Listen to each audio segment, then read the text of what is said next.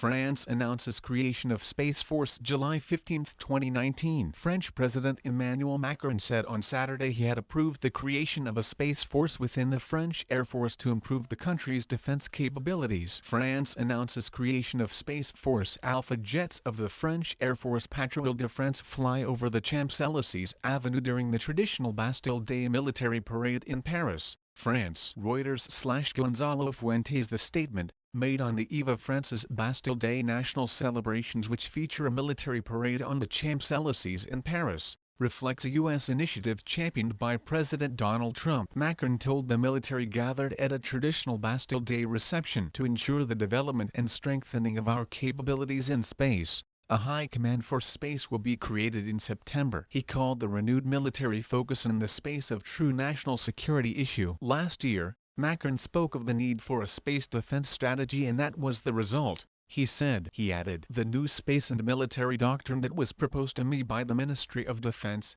which I approve, will allow us to guarantee our defense of space. We will strengthen our knowledge of the situation in space. We will better protect our satellites, even in an active way." Defense Minister Florence Parly would reveal details of the funding at a later date. Macron added, "International space race. France's declared interest in increasing its military readiness in space follows increased spending and interest in the area by the United States, China and Russia." Observers see military activities, including spy satellites, location tracking and interference, communications and cyber attacks, being increasingly installed in orbit around the Earth. France has a military spending plan for 2019 to 2025 that allocates €3.6 billion, $4 billion for defense in space. This includes the renewal of observation satellites and communication satellites of the French OSC, the launching of 3 series electromagnetic monitoring satellites, and the modernization of a space radar surveillance system called Graves. The Pentagon drew up plans for a new space force under orders from Trump,